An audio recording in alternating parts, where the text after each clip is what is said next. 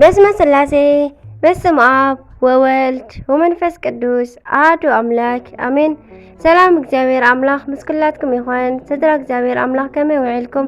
አነ እግዚአብሔር ይመስገን። ክብሪ ይስባሕ መድኃኔ ዓለም አቦይ ልዑል እግዚአብሔር አምላኽና ክሳብ ሰዓት እዚኣ ትጸንሕ እስትንፋስ ዝዓደለና ክብርን ምስጋናን ኣምልኮን ውዳሴን ዘላለም ንዑ ይኹኖ። ከምኡውን ነታረርት ህሊና ቅድስተ ቅዱሳን ንጽሕተ ንጹሃን ወላዲተ አምላኽ ወላዲተ ቃል ዝኾነት ቅድስቲ ኪዳነ ምሕረት ኣደይ ቅዱስ ወዳ ብዝሃባ ክብርን ምስጋናን ውዳሴን ይብጽሐያ።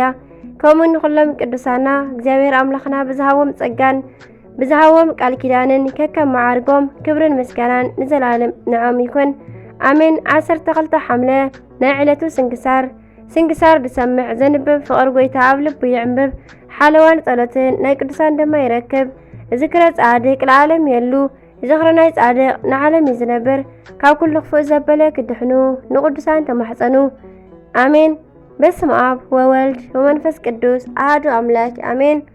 ቅዱስ ሚካኤል ሊቀ መላእክት ሐምለ 12 በዛ መዓልቲ እዚኣ ክቡር ሊቀ መላእክት ቅዱስ ሚካኤል ዝዝከረሉ በዓል እዩ። በዛ መዓልቲ እዚኣ እግዚአብሔር ናብ ሰራዊት ንጉስ ፋርስ ሰናክሬም ልኢኽዎ እዩ እሞ ንኢየሩሳሌም ኣብ ዝኸበበሉ እዋን ድማ ካብ ሰራዊቱ 185,000 ቀተለ። እዚ ድማ ከምዚ እዩ። ንንጉስ ሰናክሬም ንፈጣሪኡ ንእግዚአብሔር እናተጻረፈ ሕዝቅያስ ናብ ዝተባሃለ ናይ ይሁዳ ንጉስ መልእኽተኛታቱ ለኣኸ። ካብ ኢለይ ዘድሕነኩም ከመን እዩ እውን በሎ። ንጉስ ሕዝቅያስ ድማ ነዚ ኣብ ልዕሊ እግዚአብሔር ኣምላኹ ዝተዛረቦ ጸርፊ ሰሚዑ ሓዘነ። ጸሊም ካባ ደሪቡ እውን ምእንቲ እግዚአብሔር ህዝቡን ሃገሩ ኢየሩሳሌምን ከድሕን ናብ ናይ እግዚአብሔር ቤት መቕደስ ኣትዩ እናለመነን እናሰገደን ጸለየ። እግዚአብሔር እውን ልመንኡ ሰሚዑ ንናይ መላእኽቲ ሓለቓ ቅዱስ ሚካኤል ናብ ሰራዊት ናይ ፋርስ ንጉስ ዝኾነ ሰናክሬም ለኣኸ እሞ ዘደንቕ ስራሕ ድማ ሰርሐ።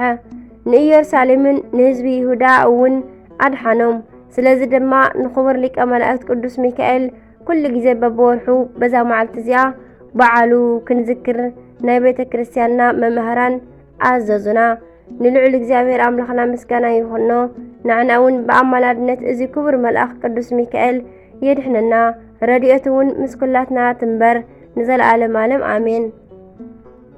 አርኬ ድማ ከምዚ ይብል ሰላም ለከ ረዳኤ ቅዱሳን ሰማዕት ዋዋጤ ጻድቃን እደው ዘውሰ ሰማዕት ሚካኤል ፀሐይ ጤና ቆሪራን አዝርእት ያንቀሃኒ ወያንስአኒ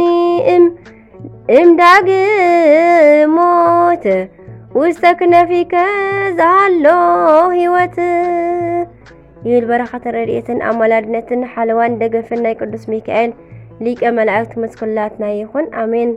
ቅዱስ አባ ሆር ሰማዕት ከምኡውን በዛ መዓልቲ እዚኣ ኣብ ሃገረ ስርቅያኖስ ወይ ከዓ ዝኾነ ቅዱስ አባ ሆር ብሰማዕትነት ዓረፈ። አቡኡ ሰራሒ ወርቂ ነበረ።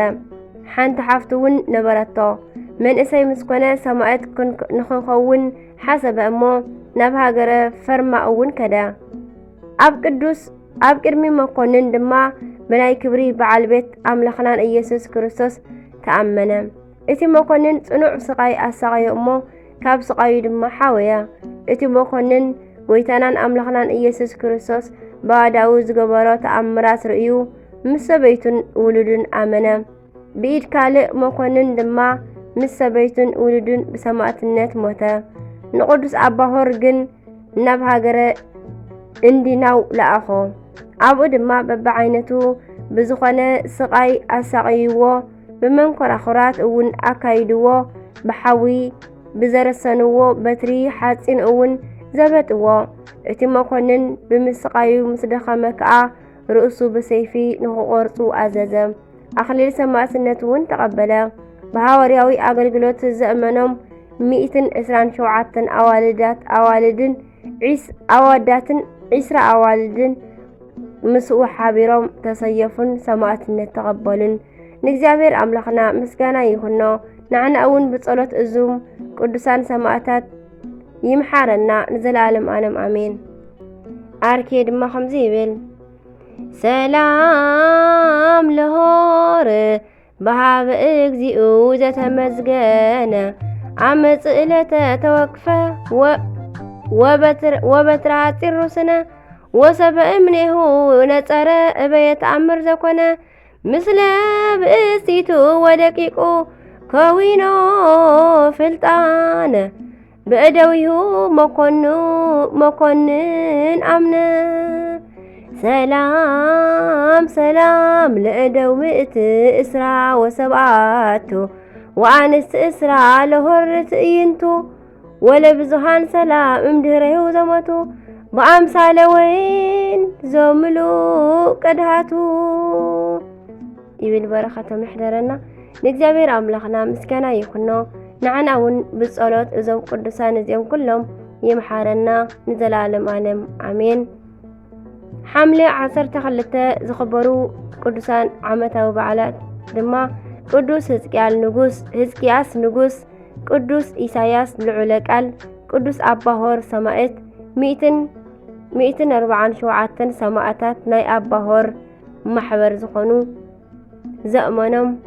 ወርሓዊ በዓላት ድማ ቅዱስ ሚካኤል ሊቀ መላእክት፣ ቅዱስ ላሊበላ ጻድቅ ንጉሰ ኢትዮጵያ፣ ቅዱስ ማቴዎስ ሐዋርያ፣ ቅዱስ ዲሜጥሮስ፣ ቅዱስ ዮሐንስ አፈወርቅ፣ ቅዱስ ቴዎድሮስ ምስራቃዊ ሰማዕት፣ ቅድስቲ ክርስቶስ ሰምራ፣ አቡነ ሳሙኤል ዘዋልድባ አሜን። በረኸቶም ይሕደረና።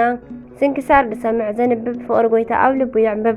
ሓለዋን ጸሎትን ናይ ቅዱሳን ደማ ይረክብ። ዝወደቐ ዝነጠበ ቃል ኮነ ዜማ በአፈ ቅዱሳን ትጓን መላእክት ይታረመለይ። ወስብሐት ለእግዚአብሔር ወለወላዲቱ ድንግል ወለመስቀሉ ክቡር አሜን አሜን ለይኩን።